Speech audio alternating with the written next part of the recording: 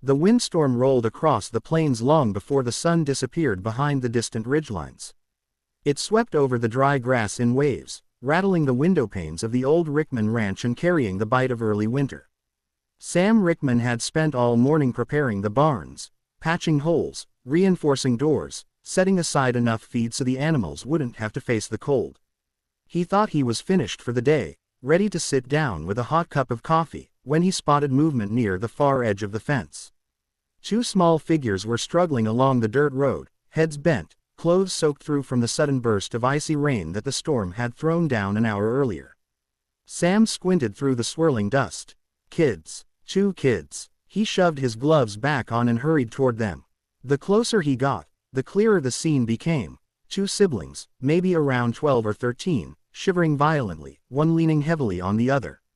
"Hey," Sam shouted over the wind. "You all right?" The older of the two, a girl with dark braids sticking to her face, tried to answer but only managed a weak nod. Her little brother could barely keep his eyes open. Sam didn't waste another second. Shrugging off his thick wool coat, he wrapped it around both of them at once, pulling it tight around their shoulders. "Get in the house, quick now. You're turning blue," he said firmly. "Come on before this storm eats us alive." They didn't argue. The girl helped guide her brother while Sam supported them both, pushing against the wind until they reached the porch. Once inside, Sam ushered them straight to the fireplace. The house was warm, smelling faintly of wood smoke and something baking in the oven. Sam grabbed blankets from the couch and wrapped the kids up until only their noses peeked out. "Sit close to the fire," he instructed. "Slowly. Don't warm up too fast. You'll feel sick." The girl looked up at him with cautious eyes. "Thank you, sir." "Name's Sam," he corrected gently. "And you too." "I'm Lena," she said. "This is my brother, Cody." Cody gave a weak wave from inside the blanket mountain. Sam crouched beside them, checking their hands, their faces, making sure the cold hadn't bitten too deep. They were lucky. Just chilled, not frozen. Still, they'd been out far longer than they should have. "What in the world are you two doing all the way out here?"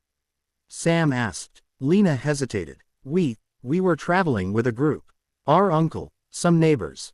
They were heading south to stay with family for the winter, but our wagon axle snapped in the storm. Everyone else went ahead to get help. We were supposed to wait with the wagon but the wind flipped it over." Cody sniffled. "It was scary." "I bet it was," Sam said, keeping his voice calm. "But you're safe now. We'll sort this out." He stood, stirred the fire, and brought them mugs of warm milk with honey. Cody drank his instantly. Lena held hers carefully, her hands still trembling. "You got any way to contact the group?" Sam asked. Lena shook her head. "We were told to stay put. But when the wagon tipped, we didn't know what to do." "Well, you made the right call coming this way," Sam said. "There's no use being alone out there in a storm. You can stay here tonight. In the morning, once the weather clears up, I'll take the truck out and find your people." The tension in Lena's shoulders melted. "Thank you, Sam, really." Sam gave her a reassuring nod and stood to check the oven. The cornbread he'd put in earlier was golden and perfect, good timing. He sliced it, added butter, and brought it to the kids. Cody's face lit up for the first time since he arrived. "This is amazing. Glad you like it," Sam said with a smile. As the storm raged outside, the world inside the ranch house became a haven. The wind howled against the roof, but the fire crackled bravely, and warmth settled into the children's bones. They talked a little, mostly Cody, once he wasn't shivering so hard, about the family dog they'd left behind, about how long the journey south was supposed to be, about how Lena was afraid their uncle would think she'd led them the wrong way. "You kept your brother alive through a storm," Sam said. "Nobody's going to blame you for that." Lena blinked, surprised at the kindness. Cody soon fell asleep on the couch, blanket tucked up to his chin. Lena felt her own eyelids getting heavy. "You can rest," Sam told her quietly. "I'll keep the fire going."